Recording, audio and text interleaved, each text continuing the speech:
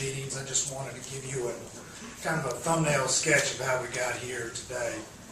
We began these discussions on redistricting last fall. We talked with folks at Central Planning, got them engaged, had a contract with them, and what they really do is the nuts and bolts of redistricting. They have specialized software where they can move lines wherever you want to, and it automatically changes where the people are, so you can see where the numbers are. It's been an invaluable tool for us. The census data, as you know, came out on February 4th, which was a Friday, and we had a meeting, a regularly scheduled board meeting on February 7th.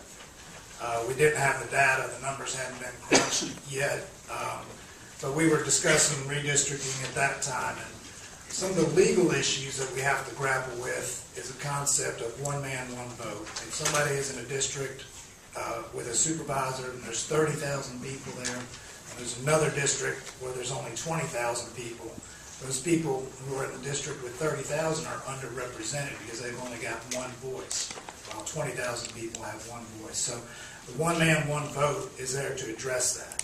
And you have to look at the variance numbers, and Bruce will talk more about those. But from a legal perspective, if you're out of whack by more than 10%, that's generally considered unconstitutional. And it's subject to being challenged. And we were concerned about challenges coming forth. And the whole goal of this process is then to have one election. We didn't want to go through the redistricting process and end up having to do it all over again and have a new election next year. So we were faced with a situation where the general consensus was to run under the existing lines that we have today. And there's some cases in Mississippi, some federal cases that say you can be above the 10% variance number and not have to have a special election. And there's certain things that you can do, forming a committee, make sure you're showing active progress, doing due diligence, and those sorts of things.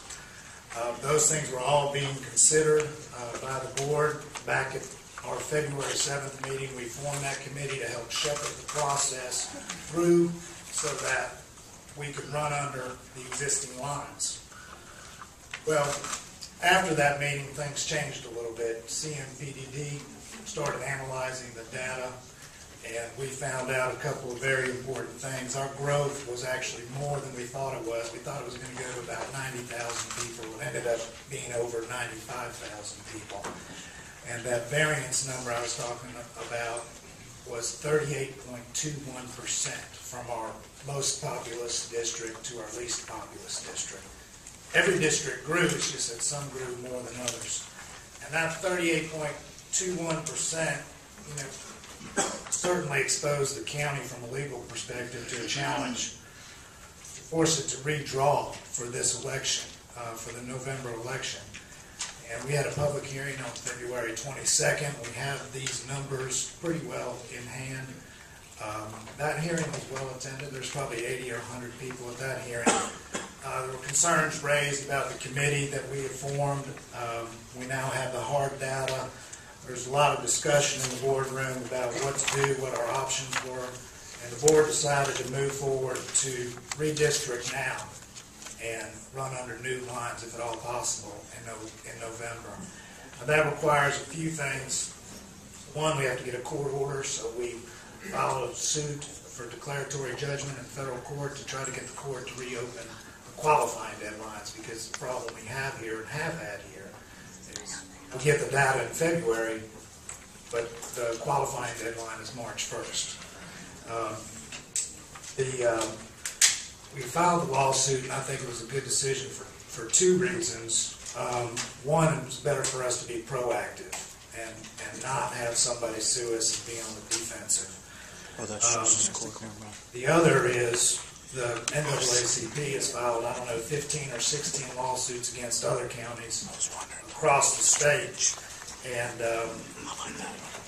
I'm sure Madison County would have been on that list if we weren't proactive. So we have, in my view, we're on the right side of litigation and pressing forward. We will have a hearing in front of Judge Barber on April 1st to discuss whether the qualifying deadlines will be reopened. Since the February 22 meeting, the supervisors here have met with the folks at Central Planning numerous times. There's been a lot of hard work, and these plans are the product of that work. Luckily, we were able to make them available to the public last week. They've been on our website. They've been on display here. And obviously, we're having this public hearing today to get y'all's input on this. I just want to say a couple other things. I was talking with Bill Billingsley outside before the meeting started. He's been very active and interested in redistricting. He made the statement, I think it's absolutely true, there's an infinite number of possibilities for drawing these district lines. And even though there's an infinite number of possibilities, there's not one of those that's going to satisfy everybody. Not one. This is an important issue for the board. It's emotional for some people. I usually have to give a speech when we have a room this full about everybody keeping their comments civil. Obviously, I have the sheriff here. I don't want to have to ask him to remove anybody. That hasn't happened yet, and I hope it doesn't happen today. The only other comment I'd make, Mr. President, is obviously a lot of people want to speak to the issue. Try not to be repetitive of what somebody's already said. The board's here to listen to your comments, and we look forward to receiving them. Thank you, Eric. With that said, I'm going to turn the floor over to Bruce Reynolds with Central Mississippi Planning and Development District and his team to discuss these plans and the process and talk about the numbers in regard to the plans. Bruce, go ahead. Mr. Attorney, I will try to be civil, okay? I'm Bruce Reynolds with Central Planning and Development District. Thank you all for letting us come here to discuss the redistricting process. I think Eric laid out pretty much exactly what has happened on it. Every 10 years the census comes out. When we get the census, we look to see what the variance is. And the variance is you take the most populated district and the least populated district, see what those percentages are, disregard the signs positive and negative, and you come up with the percentage. In this case, it was 38%, a little better than, and which means that we are woefully out of compliance, which is a good thing in that, as the attorney said, the county has grown. All the districts have grown. A point of interest to me is that we grew by 20,528 persons, and the minority percentage actually went up a little bit over the 2000. It went up to 37. In 2000, the minority percentage in the county was 37.48, and under the 2010 census, it was 38.2. So we're working under a couple of things. One is this will be submitted to the Department of Justice, and what Department of Justice is interested in is one person, one vote, what they're vitally interested in, and also to make sure that based on the existing plan that you don't regress as far as minority participation goes. So in looking at the existing 2010 plan, it shows that District 1 is what's called a majority-minority district. And District 4 is what they call a swing district. And we're going by Department of Justice, rules and regulations here. And Districts 1, 2, and 3 are considered majority white districts there. So a couple things we have to watch out for is one person, one vote, and two, to make sure that minority participation does not, significantly change downward. With that, that's kind of where we are right now. I'm going to get Chuck to go ahead and put up Plan 1. And what we have, as Eric said, there were 3 plans put up on the website. I think it was last Tuesday. We've handed those out for you right now, and so we've kind of looked at the page 1 and page 2 as far as the actual what is right now. And Plan 1 will actually be on page 3 here to look at the differences. What we're going to do, since we have three plans, is briefly go over the major changes on it. We'll go through the three plans, and then any questions y'all might have at the end, we'll try to answer those. Again, this is Plan 1 up here, the existing here. Where the changes occurred are right in this area up in kind of the central western portion. And you can look on your map and see where the changes are. District 5 used to be right around here. It comes all the way down Natchez down to County Line Road and picks up that area. District 2, right in this area, expands up into there. And then also in the Gluckstadt area, it expands up in that area too. Kind of looking at the numbers as far as all of that's concerned, after looking at the geography of it. Again, what we're interested in is trying to be below 10%. The better below 10% you are, the better your chances are as far as redistrict or Department of Justice approval. The variance goes from 38% down to 7.12%, so we're within the boundaries there. We're also, as far as Department of Justice approval concerned, looking at the black voter age population. If you look on your page 4, I think it would be, Plan 1 population summary, you'll see where the top to bottom variation is 7.12. And in the columns, if you go all the way over to your third from the last column where it has percent, that's black voter age population. And what that ends up being, what we have to look at is the two minority districts, and that's District 4 and District 5. And District 5 is 55.8. District 4 is 55.8, and District 5 is 62.8%. Both of those within variances that are probably acceptable by Department of Justice. But now we'll go to Plan 2. We'll put that up there.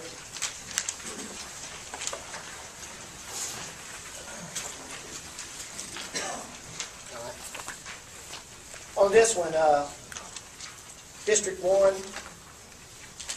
right up in this area, it loses Deerfield. It goes over into District 5 there. There's down here some population growth, or the district lines move down to County Line Road on District 2. District 4, which was right down here, comes on down to County Line Road also, and picks up kind of west of Livingston Road area there. Okay, and again, the numbers on this, looking on your next page, Madison County Plan 2 population summary. The variance goes down to 6.17, and then looking at your black voter age population, which is the third line from the end under District 4 and District 5, is District 4 is 53.13, and District 5 is 65.47. So those numbers, again, as far as Department of Justice are concerned, are in line and accepted. We'll go to Plan 3 real quickly here.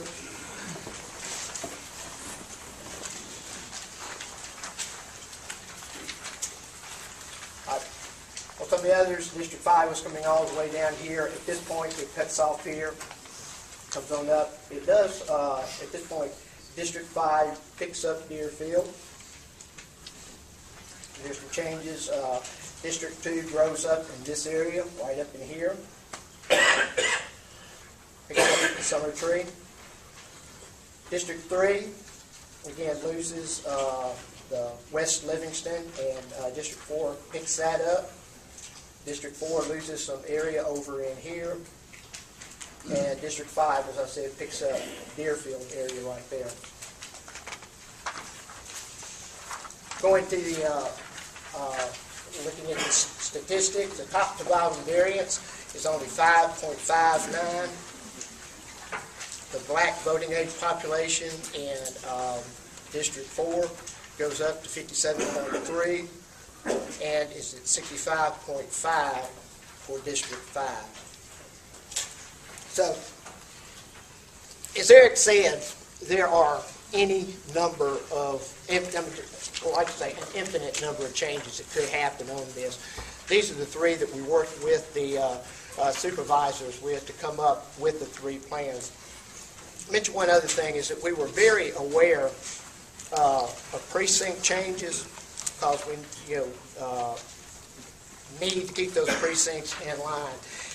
Down in Hinds County, because the county is so much larger and they have so many more precincts, they were able to do a lot of their changes just moving the precincts. And we tried doing that in Madison County, but the average precinct size is 2,200 plus population. And with the variances that we're working with, you can't just move the precincts. We try to keep them intact, and that was a consideration in each time we did move a boundary line. But there are precinct changes, and that is the reason for that. So with that said, Mr. President, how would you like to handle it from this point? Well, I think if there are people that are speaking on behalf of a group, or there's someone that has an individual question and they want to come to the podium and ask that question of the board, then address it to, if it's you need to answer it, or Eric or whoever, we'll handle it that way. So at this time, I would ask if you're making,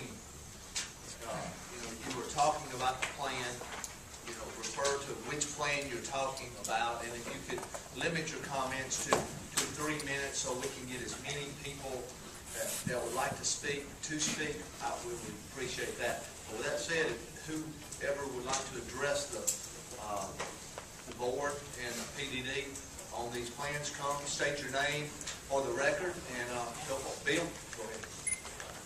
Thank you, Mr. President. I'm Bill Billingsley. I'm not speaking for anyone particularly except myself. I'm an interested citizen and resident of District 1 in Madison County, and I would like to ask the board to please stop this mad rush to redistricting. I understand that there's concern that Mr. Hamer talked about us being in violation of one man, one vote. There's nobody that's going to be more passionate in their support of the Constitution than I am. But there are other things that we have to consider here. I think that every plan that's been proposed here today is a result of direct input from you gentlemen before me, and no one else. I know that they didn't let anybody else that I know of get in on the process, because I requested to be allowed to provide input to the process and was denied. I think that the plans that are presented predictably protect or otherwise enhance the electability of the people that propose them. Maybe that's the way it's supposed to work. But I think that that has been the primary goal of the plans that are being proposed today. I also think that your own guidelines that you passed in the resolution a few weeks ago haven't really been followed. The 10% variance has been followed, the majority district rule has been followed, all the plans are contiguous, but that's really where where it stops. Plans 1 and 3 do not have kind of compact districts that we have today. Neither of Plan 1 and 3 follows what I just feel like is the most compelling boundary in our county, and that's Interstate 55. A lot of people, myself included, I live on the east side of Interstate 55. I don't like to have to go to the west side. A lot of people on the west side that we all know have said how nice it is to have that nice Kroger over there so they don't have to come across the interstate to go grocery shopping. So that's a real natural boundary, and I think that's where most of our differences, most of our common interests line up. Not necessarily which city is on the mail that you receive, especially in South Madison County, but which side of the interstate you live on. Plans 1 and 3 split up Districts 2 and District 1 unnecessarily, in my opinion, and move a huge portion of District 2 that is now on the east side of the interstate over to the west side of the interstate. I don't think that it's necessary to do that. Plan 1 takes District 5 all the way to the southern boundary. I don't think that's a good idea. Plan 2, even though it follows more of your own resolution guidelines than the other two do, it still takes District 4 all the way down to the southern part of the county. I think that there has got to be a way to draw a map even between now and Wednesday. I think there has to be a way to draw a map with better public input. I realize you all are our elected representatives, and we have an opportunity to come and talk to you, but this process has been too fast. There's no reason to rush into this redistricting the way we have. To take thousands of people, literally thousands of people, you can eyeball these maps and you can see thousands of people are going to be forced to move out of one district into another. That's going to be very confusing, especially with a qualifying deadline of June 1st and an election in the primaries in August. So to rush into this is a mistake. I think that we need to back up, have our elections under the old county, the old district lines, withdraw the lawsuit, and see where we end up. We have plenty of time to draw new lines before the next election, even if it's next year. And with that, I will thank you for the work you've done, and thank CMPDD for the work that they've done, and let somebody else have the vote. Thank you, Ben. Appreciate it.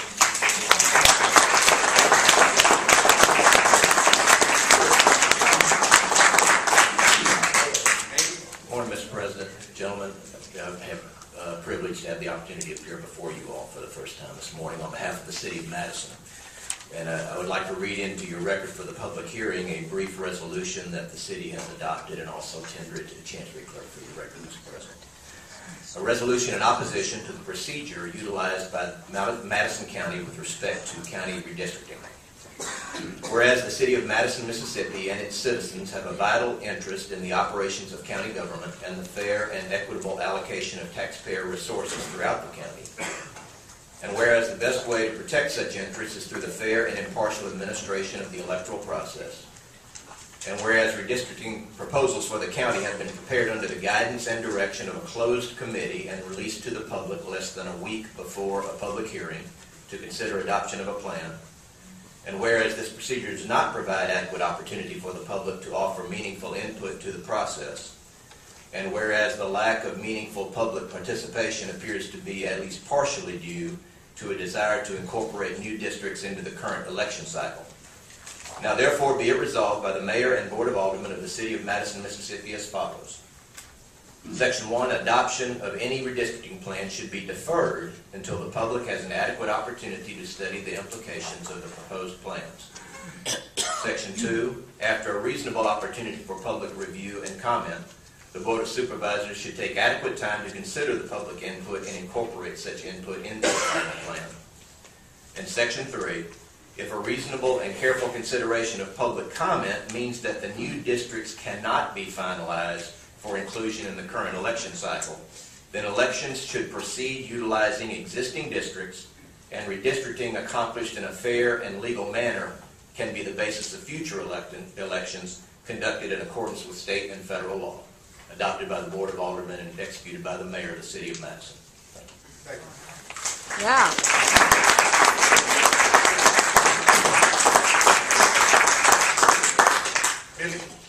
Good morning, ladies and gentlemen. My name is Billy Redd. I am a candidate for Board of Supervisors District 2 under the current lines that are drawn at this point in time. I want to go back and somewhat what Bill was talking about too, the resolution that was passed by the board, the things that you will be using as far as your guidelines for redistricting. Item number 5 said it was going to be as compact as possible. Item number 6, following natural geographic boundaries. Item number 8, the proposed plan will ensure minimal necessary changes to boundaries presently established. Going back to a February 22nd Madison County Journal article, comments were made that, of course, that you would be trying to move forward with redistricting before the elections, whereas the week before it said that it would not be and would not affect the 2011 elections. Comment was also made that we plan to keep these lines as close to where they are as possible. It's a direct quote from the paper. District 2 that I am running in was the closest in size, if you look at all the comments as far as the variance, the number of people that should be in there was the one that did not need to have any changes realistically made to it as far as the number of people or the geographic boundaries to it. There have been multiple changes looking at all these, and I want to say again somewhat what Bill has already said. We all qualified under these existing lines. Myself and numerous other opponents have qualified under these lines.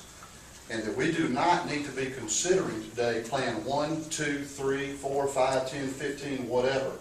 That we go back, withdraw the lawsuit, go back to the March 1 qualifying deadline, the March 1 lines, and let's run under those. And as already previously stated, then we can sit back and look at the redistricting. Multiple times it was said in articles and in the board meeting that we're going to provide openness, we're going to provide opportunities for the public to be able to give input into that. And as Bill has mentioned, and I think as others too probably will, that input is not been allowed. We need to shut this process down and go back. Thank you very much for the opportunity to address you. Thank you.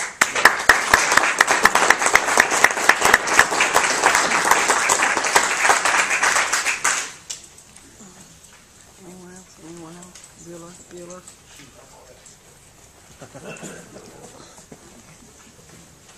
Morning, gentlemen. Good morning. My name is Bill Bueller. A question for you gentlemen that did this work. What was the rationale on the bar graphs for not running them all while the baseline is 0?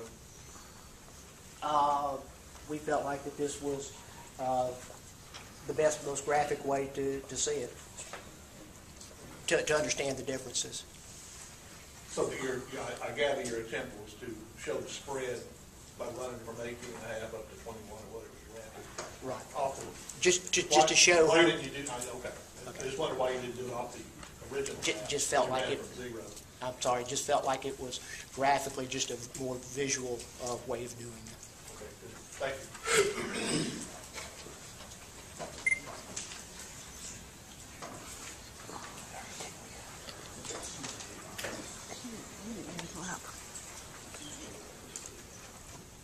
Anyone else would like to speak?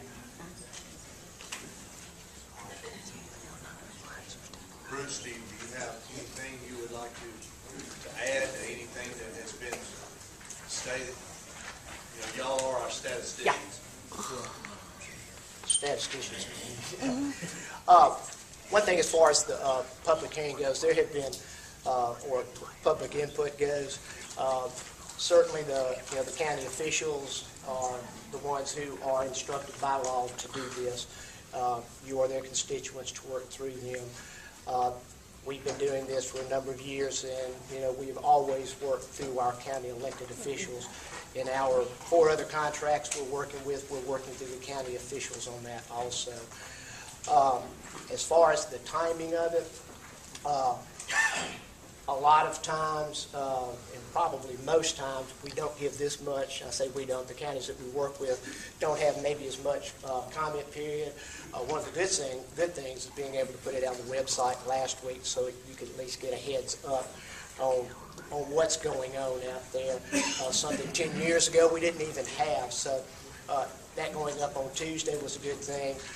We do have the information in your hands. And so the technology part of it has picked up, which has allowed the public to be able to review it a bit quicker. And there has been as much, in my recollection, notice as far as to the public in regard to this as is normally done, if not just a little bit more. With that said, I don't think I have a lot. Mr. President, can you indulge me and allow me 3 quick points and 3 quick questions for Mr. Reynolds? Come right ahead. First of all, we talk about the county officials that were involved with this. You really only mean the county supervisors, isn't that correct? Are any of the election commissioners in on this? Again, did any of the election commissioners come down to your office and sit with you to help you draw these districts? No. Okay. Then what about the circuit clerk? Did she have any input to this process? She did not. No. Okay. Now, she was on vacation last week. We did, call it to get her to talk with her about it. She wasn't able to do it, though. We did try. Since she's been on vacation since... I don't know, I'm just telling you, Okay, call okay, up. No, with regard to Ms. Westbrook, I invited her to go down there last week. She chose not to. Okay, thank you. You say, and I agree with you, there's been ample time for the public to look at these maps. I won't say ample time. There's been time. There's been time for the public to look at these maps. But the information only flows one way. You have no mechanism whereby the public can talk to you. We have to deal through our supervisors. There are some of us that aren't comfortable that our best interests are being looked after by our supervisors. And so I don't want you to minimize the importance. I'm glad that you've shown us what you've done, but you've allowed us no way to tell you how we feel about it. Thank you, Mr. President. Thank you, Ben. And I got to say, Ms. Billingsley has been very kind, and I appreciate you working with you, and thank you. Yes, ma'am. Come ahead.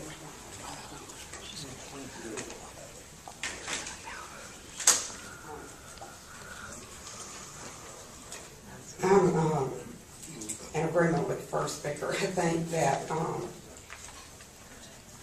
we sort of ended up with the same people having the input into this that we objected to in a previous meeting. Ma'am, would you state your name for the record? Oh, I'm sorry. I'm Nelwyn Madison. And I don't like any of the plans either. I do understand that you are under certain restrictions. You've been very good at explaining that. But, and I do understand the importance of maintaining some minority districts that have majority populations. I'm okay with all that. But when you look at all these maps, one has to ask themselves, was the city of Canton some kind of sacred cow that could not be moved? Because every one of these maps, it's almost the same, but Madison and Ridgeland are split 6 ways from Sunday on every one of them. And that's all I want to know. Was this something that you just weren't allowed to touch? I'll let you. I'll answer it, and they can jump in. Good question.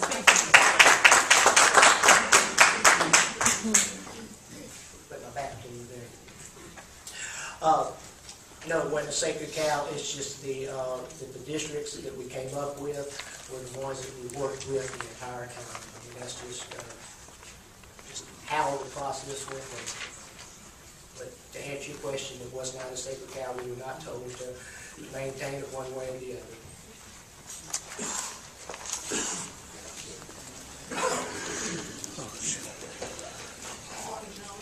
Julia Hodges. What I would like to know, in these 3 plans, which ones do y'all support individually, and why would you support them? Why do you think these represent your district best? Why do they come down? Why do they go out? Which ones do you each support? Would you be able to tell me that? Let me answer that by saying this. First of all, when you go through this process, and it is a very tedious process from the standpoint of going in there and working with the planning and development district. When I look at the plan, what I want to make sure of is, first of all, we want to keep as many neighborhoods intact as we possibly can. I want to make sure that in looking at the maps, I want to make sure that the city of Ridgeland has a supervisor that is theirs. I want to make sure the city of Madison has a supervisor that is theirs. Now, in looking at the plans, you've got District 1. District 1 would then represent Ridgeland and Madison. Then you've got District 4 and 5 would split Canton. And then in this particular case, District 4, Carl would represent the city of Florida. So each city knows who represents them on the Board of Supervisors. And when I look at this, I want to make sure that the city of Madison isn't split 4 different ways. I want to make sure that the city of Madison has has someone they can call their supervisor. I want to make sure the city of Richmond has someone they can call their supervisor. And the people that live within those cities will then elect that supervisor to represent their needs. So I want to make sure that neighborhoods stay intact. I want to make sure that we follow as many natural boundaries as we possibly can, whether it be Rice Road or Lake Harbor Road, wherever that road might be. But when I look at it, I wanted to make sure that the cities had representation as well, of course, as the counties. And I think in looking at this and looking at the plans, there's a couple of them that I like. And so, but it's what we're going to do is, as I stated earlier, we're going to take the comments that the public here has brought to us. There are some things that we probably need to look at in addressing some of your comments. Then we are going to recess the meeting, and we're going to come back on Wednesday morning, and we're going to vote on one of these plans. So I just want to kind of give you what I was looking at. In fact, on a funny note, I know this is a serious moment, I did try to get the Central Mississippi Planning and Development District to get one map that had District 2 up in DeSoto County. Because that's what happened to me when I was in the state Senate. But that's on a lighter note. But we tried to be as when you look at, I know there's been mentions of Plan 3. When you look at Plan 3, those districts 1, 2, and 3, they are geographically about the same size. And they represent the southern part of this county. And as Eric mentioned earlier, when we look at these plans, we have to, first of all, because we did grow and because we grew at a rate that we have we have a higher percentage of minority as we do white in this county, there are certain laws that we have to go by. We have to protect, the minority districts, which are District 4 and 5. Then you draw the other districts in accordance to that. And so that's what we have tried to do, and we're having this public hearing to hear the comments so that Madison County can be represented through these district lines.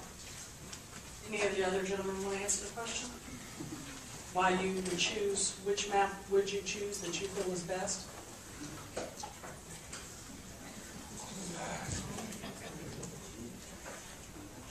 That's a good question, and I would also like to hear CMPDD's analysis of the alternatives from their perspective, but from my participating in the process, looking at it, it is a difficult situation because of some of the guidelines that are put on us because of the Voting Rights Act of 1965 that we have to deal with. That's just it's a reality.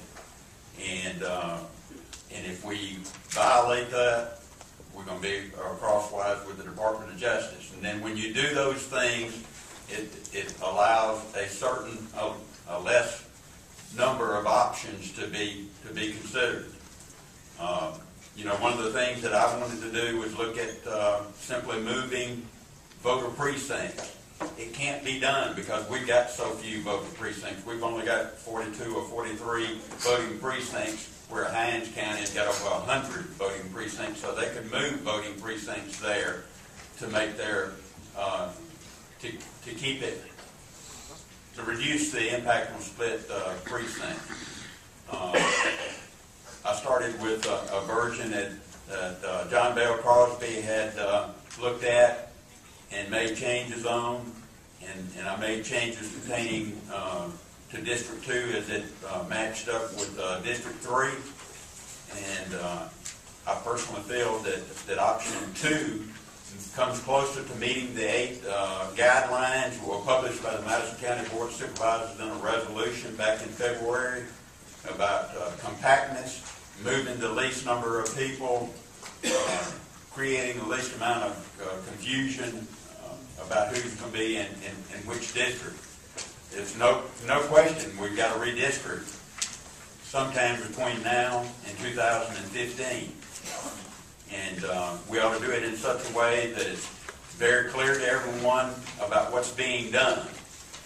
moving tens of thousands of people unnecessarily from one district to another when it doesn't have anything to do with getting the numbers correctly. And it's a violation of one of our guidelines that the board passed. It is not necessary to do that. I personally think that all of this effort that we're going through right now is doing nothing but creating a lot of confusion for the voters. Our election cycle started on 1 January 2011 when candidates had the opportunity to qualify to run for office. And all last fall and up until sometime in February, members of the Madison County Board and representatives of the Madison County Board had repeatedly said that we're going to run the 2011 elections on the existing lines as they are out there today. And you can tell by the number of people that have got an interest that there's a tremendous amount of confusion. This is a complex process. I mean, every time you move one of those lines up there, you can take a chance on moving some incumbent out, some election commissioner, or some justice, or some constable. These are, it's a difficult process at the best, and trying to shoehorn this thing in and cram it in and doing it in a reduced amount of time is not suitable from my perspective. I personally think we need to stand down the thing on the lawsuit. We made the attempt. We got turned down on the initial request for a temporary restraining order to extend the time frame that we have to qualify. And I think to reduce confusion and move on with the election, I think we need to leave it like it is today. I don't think we're in violation of anything. I mean, you can look at a number of different cases out there where you receive the information on redistricting, the census information within the election cycle. Our election cycle started on 1 January 2011. We received the information on 4 February 2011. It is clearly, in court case after court case, not a violation of one person, one vote rule requirement.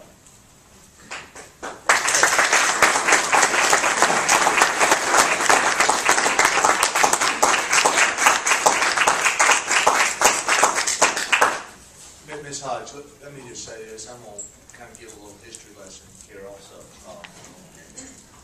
About a month ago, this board was prepared to move forward on running under the lines that are existing right now.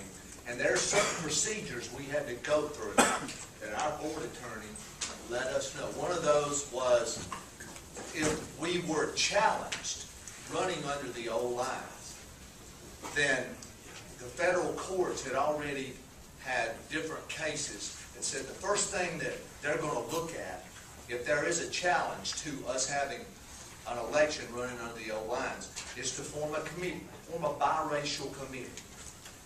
And we formed that committee. It was a steering committee that was set up to steer the process of running under the old lines. Because one thing we did not want to do is we did not want to have a special election.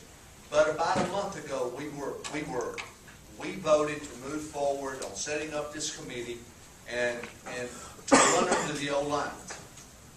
And some emails went out and some misinformation was sent out about why aren't all the supervisors on that committee? Well, all the supervisors couldn't be on that committee because it's a violation of law.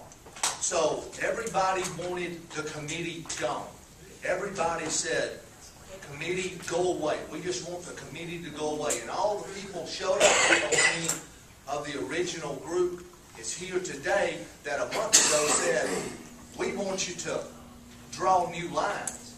And those same people are up here saying that were saying a month ago, run under new lines, are here today saying, we want to run under old lines. And you know, there are people that are going to disagree with us.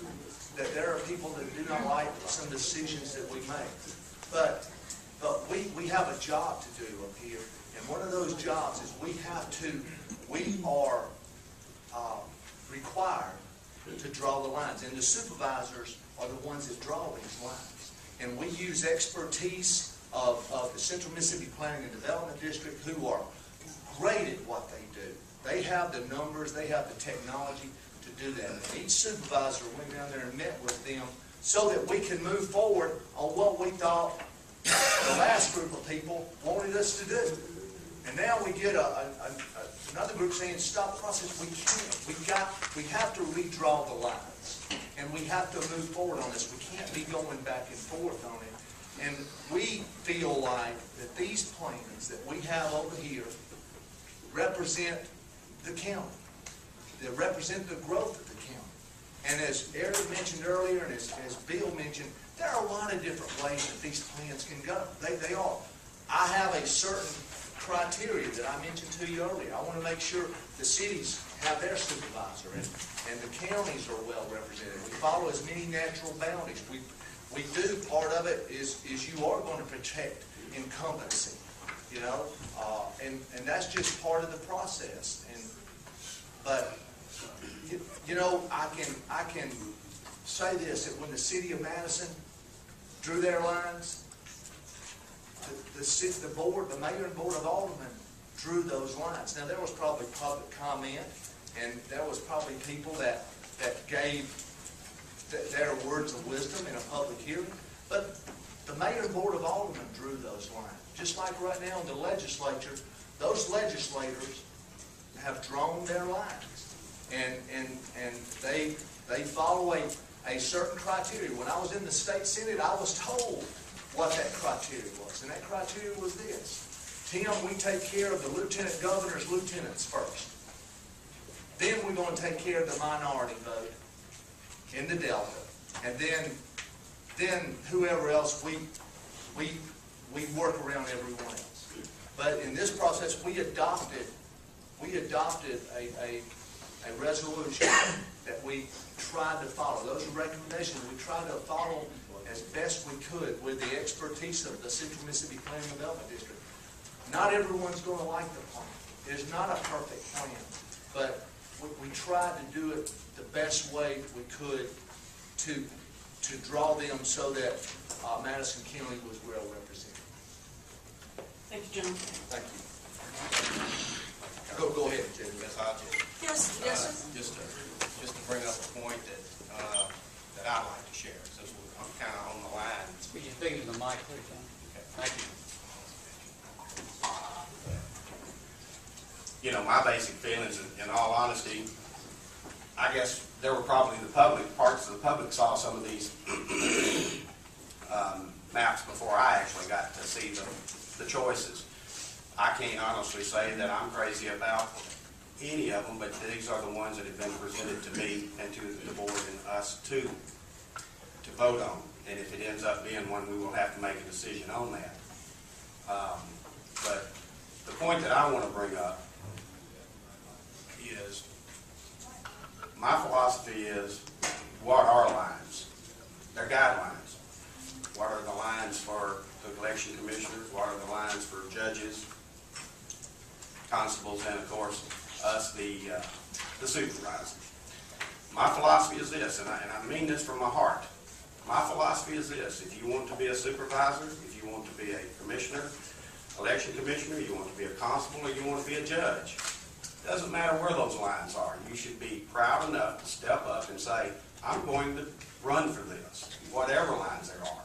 If they redrew the lines of the state of Mississippi, if somebody wanted to be the governor of the state of Mississippi, would they say, oh, they brought in New Orleans down there, I'm not going to run anymore?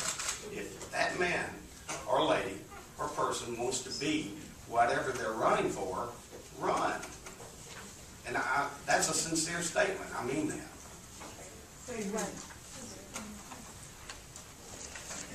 Thank you, Ms. Lunch.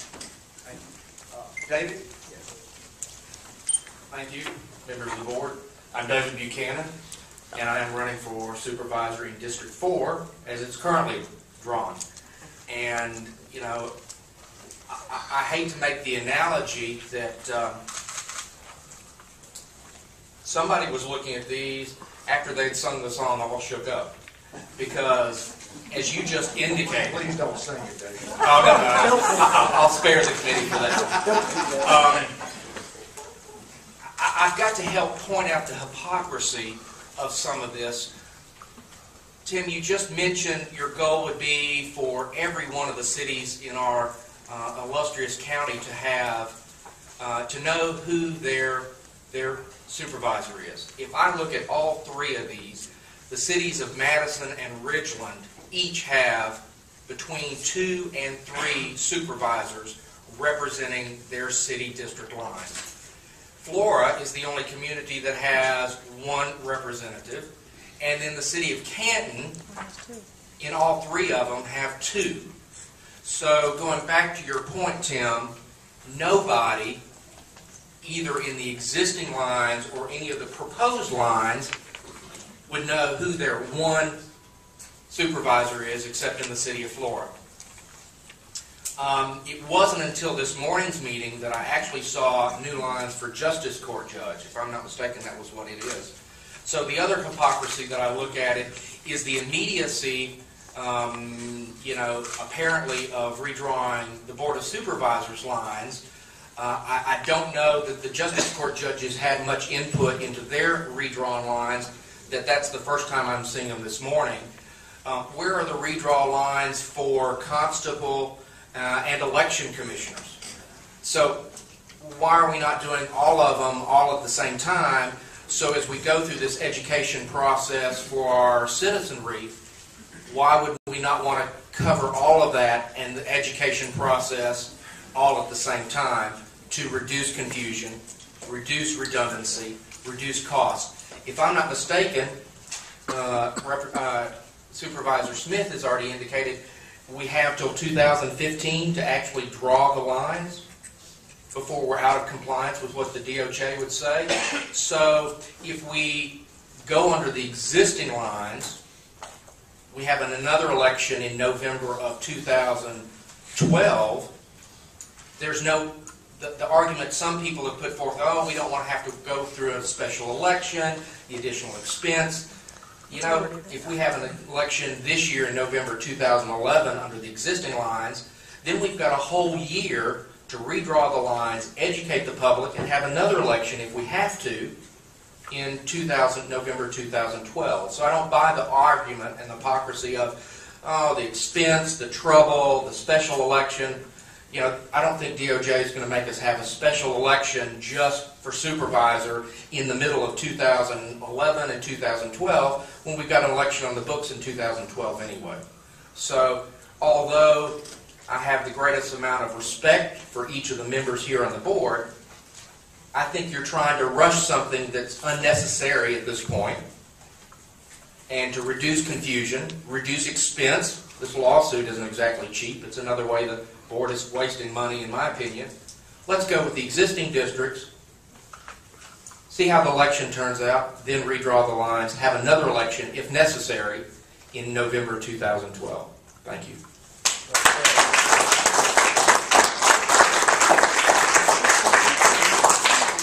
Hey, Tim, while you come up, David, I want to address something you said. Look, when I talk about my philosophy, I want to make sure that the cities of Madison and Ridgeland, in this particular case, and I understand when you talk about Canton and Flora, but the cities of Madison and the cities of Ridgeland, they will be able to elect or unelect their supervisor, depending on the amount of the majority vote that's in it. Oh, yes.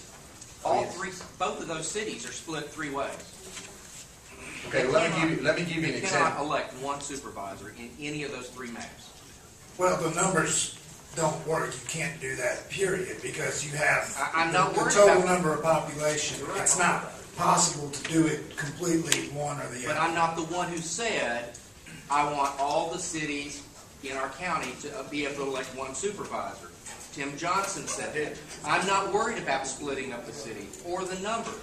Tim Johnson said, I want each of the cities in our county to be able to know who their supervisor is and elect a supervisor representing their respective communities. None of those 3 maps do that. So we've got people talking out of both sides of their mouth. What's espoused in this that the public might not necessarily see or hear is that Tim Johnson says, I want those cities to elect a supervisor that represents the interest of those respective communities. But what he says and what the board is voting on or espousing by putting these 3 maps up there don't go anywhere close to what Tim Johnson just said. Thank you.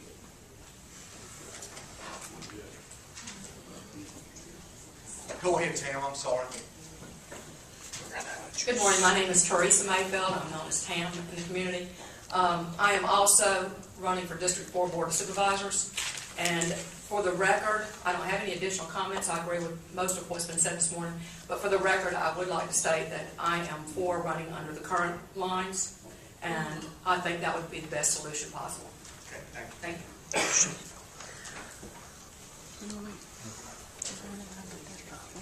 Anyone else? I'd like to make a motion. Could I just respond to something you said a minute ago? Yes, ma'am, call. Thank you.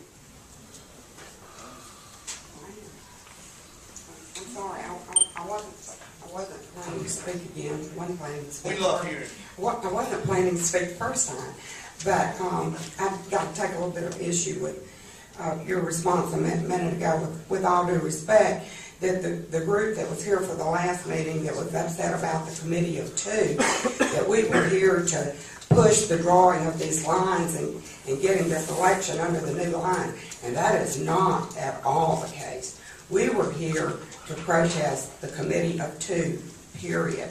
We had no preconceived notion or desire to get this done prior to this next election. In fact, we left here a little bit shocked that for some reason or some method that request to have all the supervisors involved in the redrawing of the plans had something to do with, let's get it done tomorrow so that we can do the election under the new guideline. One had nothing to do with the other. We were strictly here to say that all the supervisors should have input into that, not trying to get lines drawn in a 1-week period for an election. I just want to clarify that. Thank you. Now, in light of all that we've heard, I'd like to once say, as a supervisor, and I think she asked a question about like and dislike of plans. I personally, I've got a problem with all the plans, but I've always had a problem with different plans. This would be the 4th redistricting that I've been a part of, and each time I've had to accept plans. This is the first time I've been a part of a redistricting where we had as many public hearings. Matter of fact, this is the first time we had public hearings. So it's good that at least we're trying to involve other people. But, the law requires Board of Supervisors to redistrict. And that's, we have to represent our constituency in redistricting. I think all of us are trying to do the best we can to represent those of us, those constituency that we recognize. And I think you all always some good points, and I appreciate that. But I'd like to close the public hearing and take everything under advisement so this board can do its work and make a decision on how it will move forward. I second that motion. We got some people back here too. Yes, sir.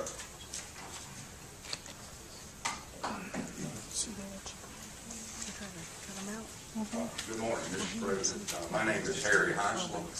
I would also like to state for the record that I agree with most of these speakers about, I think the elections should be held under the existing guidelines, that we got plenty of time to wait, so let's wait. But I would like to ask a question of these gentlemen that did the study. I understand that y'all were paid $20,000 to do this, so I'm assuming you're experts. Yes, sir. So which of these plans, if the supervisors decide to vote on one of them and accept them, which of these plans do you recommend, considering the moving of less number of people and being most closely representing the existing plan? All 3 are excellent plans. I could not choose. Can you hear me okay? I didn't realize I wasn't speaking enough earlier there. Seriously, all three of them would go ahead. I'm not looking at the board because I'm not trying to get a cue from them on if I should say one way or the other. As an expert, yes, we are. We've been considered expert witnesses in the federal and state courts. This is my fourth one, too, showing my age of doing redistricting also. My humble opinion, or my expert opinion, I will say, is plan number 3 because the Department of Justice, gaining the Department of Justice approval. The percentages, and the one person, one vote, to pass muster. Although we do have 8 guidelines, those are the 2 most important things. If you made me choose between the 3 which you're asking me, I would say plan 3. Does Plan 3 best fit the guidelines that were adopted by the Board of Supervisors? When I graded them out in my head, But Plan 3 still moves more people around than, say, one Plan 2. consideration, yes, sir, it does. One consideration, absolutely. Shouldn't the people be considered more than gerrymandering? That's Mr. Jerry and that's Mr. Manning. Did you also say that all the plans meet the DOJ requirement? I did, yeah. Okay.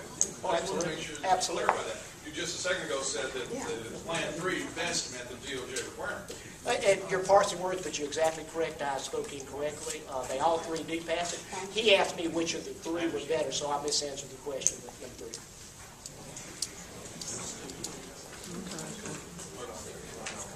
Yes, some more. Wait, more? Oh, hell yeah, he's not going to anything. Mr. President, yes, sir. My name is Bert Marshall. I live on Yandle Road. I'm not running for anything. Okay. I have a question for all you gentlemen sitting here. Within the guidelines that set forth, and I understand we have to the year 2015 to do this. My big question is, number 1, why the rush to judgment? How many other counties are rushing to judgment in this state? Is it just Madison County, sir? No, there's been 2 that have redistricted. To my knowledge, Hinds County did it last month, and DeSoto County has also done it and submitted their paperwork already to the Department of Justice.